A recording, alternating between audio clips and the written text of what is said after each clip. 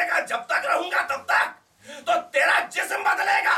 بھائی توجہ کا طالب, تیرا وجود نہ بدلے گا, تیرے ظہور کے پرتو بدلتے رہیں گے.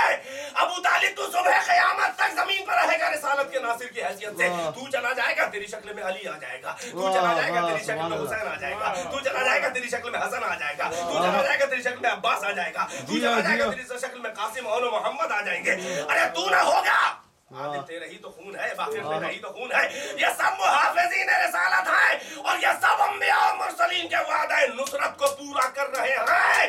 لیکن درمیان میں ایک ٹرننگ پوائنٹ جو ہے وہ تاریخ ہدایت میں ابو طالب ہے کہ جس کے ذریعے سے یہ وراثتیں ملی ہے, اس لیے کہ محمد انہی کے آغوش میں آئے ہیں, باقی محمد کے آغوش میں پلے ہوئے ہیں. تو کہنے دیجئے کہ کبھی محافظ پالتا ہے رسالت کو اور باقی محافظوں کو رسالت پال کے کھڑا کرتی ہے اپنے بات جو ہے کہ نہیں ہے. ابو طالب نے پالا محمد کو بھی علی کو بھی. بھائی توجہ, پھر محمد رسالت نے پھر پالا علی کو اپنی گوشت میں, اپنی گود میں اپنے کام آنے کے لیے. پھر دیکھیے کہ حسین اور حسن کو علی اور محمد نے مل کے پالا اور عباس کو علی نے پالا. بھائی توجہ ہے کہ نہیں ہے. اور دیکھیے پھر حسین کی گود میں آ گئے عباس, اس لیے کہ میرے کام آنے والا ہے. اور آپ پھر دیکھیں کہ امام نے محافظ کو پالا, ناصر کو پالا, عباس کو, اور سجاد جو پیدا ہوئے پھر عباس محافظ کی گود میں آ گئے ہیں. جب سلسلہ چلا آ رہا ہے ایک بعد دیگرے ایک دوسرے کی گود میں نسل بعد نسل جو ہے وہ بالکل شجرہ چلا آ رہا ہے حمایتوں کا. ایک طرف رسالتوں کی ذمہ داری چلی آ رہی ہے, ایک طرف نصرتوں اور حمایتوں کی پوری سلسلے چلے آ رہے ہیں. یہ ایک دوسرے کے وارث ہیں. چنانچہ یہ سب وارث ہیں. یہی سبب ہے کہ میدان کربلا میں امام حسین نے جو حل من ناصر ینصرنا کی آواز بلند کی تھی, وہ دیکھیے یہ نصرت کے لیے کیوں پکارا آپ کو. میں کر رہا ہوں نصرت, کون ہے جو میری نصرت کرے گا. صبح قیامت تک نسلوں میں اسلاف اور ہم میں جو بھی وجود ہے اس وقت تک آواز امام پہنچی ہے, اس ہر وجود تک آواز امام پہنچی ہے.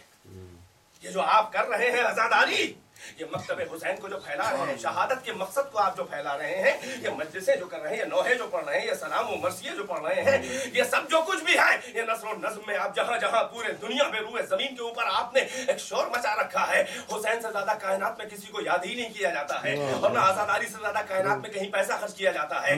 ہمارے ایام اعظام میں اگر روئے زمین کے اوپر خرچ کرنے والے پیسوں کو جمع کر دیا جائے تو ساری روئے زمین کو کئی مہینے کھانا کھلایا جائے گا, کئی حکومتوں کا بجٹ فیل ہو جائے.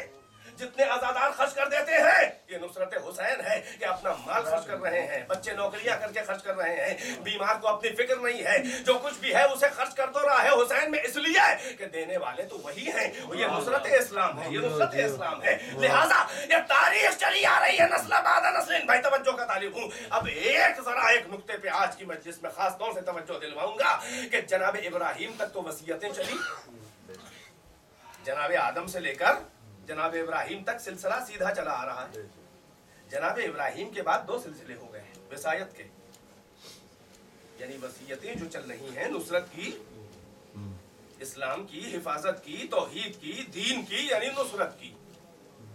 ارے خدا کے اپنا فریضہ انجام دے رہا ہے اور آخری رسول کا انتظار بھی کر رہا ہے کہ وہ آئے تو ایمان لائے اور نصرت کریں.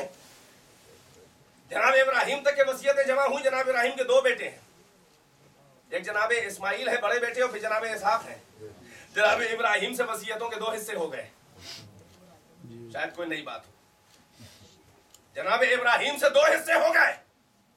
ایک حصہ جو ہے وہ جناب اسماعیل سے چلا اور ابو طالب پہ آیا, اور ابو طالب سے حیدر